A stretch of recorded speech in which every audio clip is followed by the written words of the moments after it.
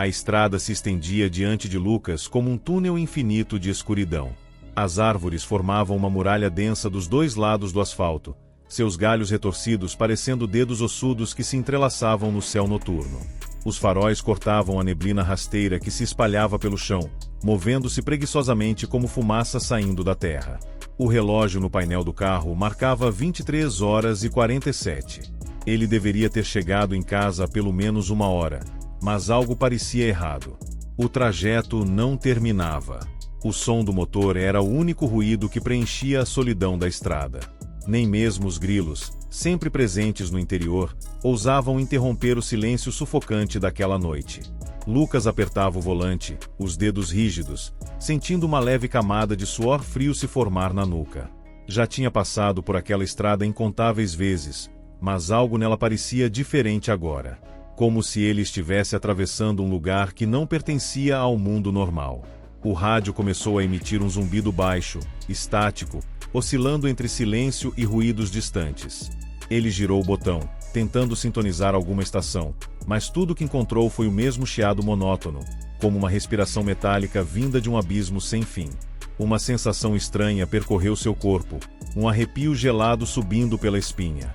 A ponte de madeira surgiu no horizonte, emergindo da névoa como uma criatura adormecida. Era velha, de tábuas gastas pelo tempo, coberta por um musgo escuro que brilhava sob a luz dos faróis. O vento assobiava através das frestas, produzindo um som lamurioso que ecoava na escuridão. Lucas diminuiu a velocidade. Um sentimento inquietante tomou conta dele. A história da ponte ressurgiu em sua mente, aquele conto absurdo que os moradores do vilarejo contavam há décadas. A mulher da estrada. Diziam que se alguém atravessasse a ponte tarde da noite, sozinho, uma figura feminina apareceria no retrovisor, vestida de preto, parada imóvel na estrada.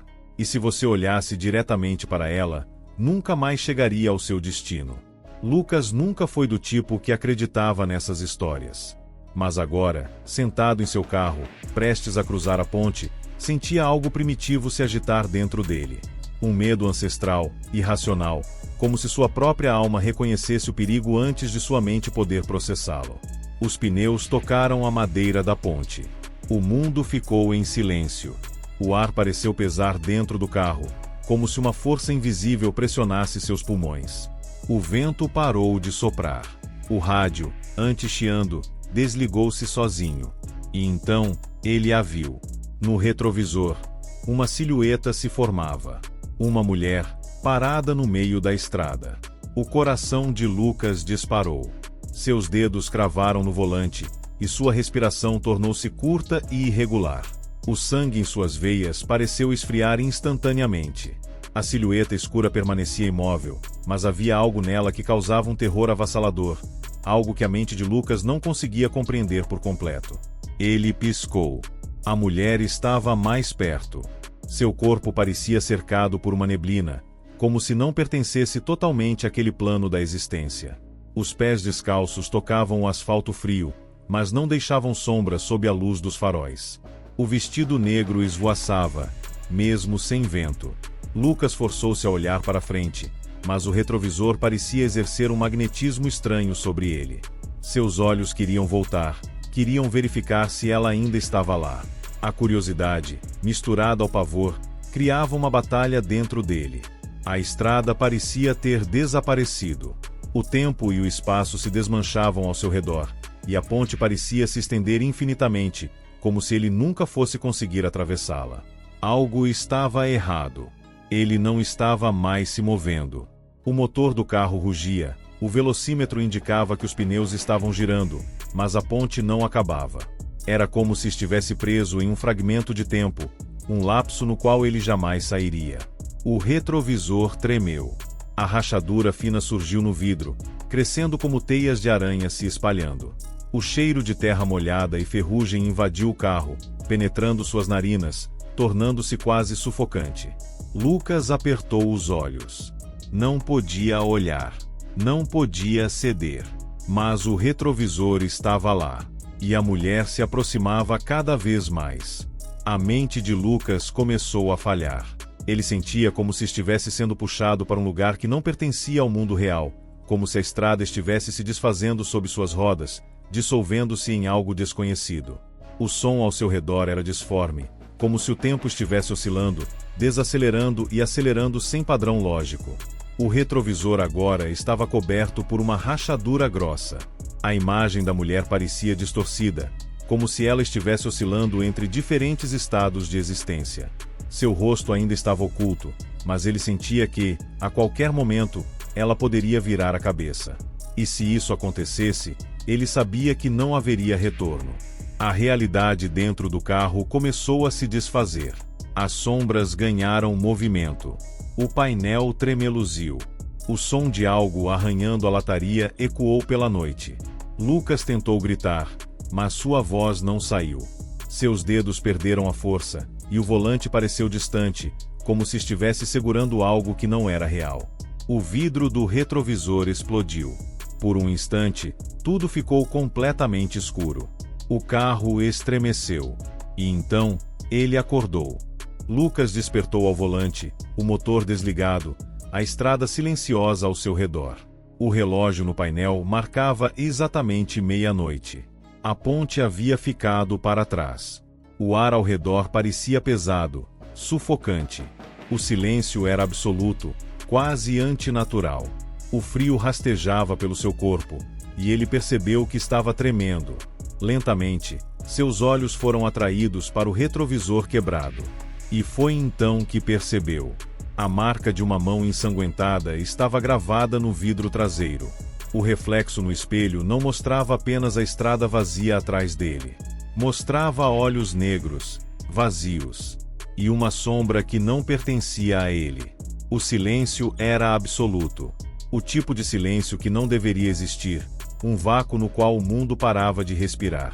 Lucas estava imóvel no banco do motorista, as mãos ainda agarradas ao volante, os olhos arregalados cravados no retrovisor rachado. A mancha de sangue era um borrão escuro na escuridão da noite, mas algo mais estava ali. Uma sombra que não pertencia a ele. A presença no reflexo não era um erro de iluminação ou um jogo de sua mente cansada. Era algo real. Algo que não deveria estar ali. O carro permanecia desligado, mas o ar em seu interior estava gelado, como se o calor de seu corpo estivesse sendo sugado para fora. O pavor enraizado em seu peito cresceu, tornando-se sufocante. O instinto dizia para não se mover, para não fazer nada que pudesse chamar a atenção do que quer que estivesse ali. Mas então, algo se mexeu. Não dentro do carro. Do lado de fora. O vidro da janela começou a embaçar, como se uma respiração gélida se espalhasse sobre ele. Primeiro um pequeno círculo, depois uma expansão lenta, até cobrir quase toda a superfície. E então, surgiram as marcas. Dedos. Dedos finos e alongados pressionando o vidro. Primeiro uma mão. Depois outra. Deslizavam pelo vidro, como se algo estivesse tentando encontrar uma forma de atravessar. O medo apertou seu peito, comprimindo suas costelas.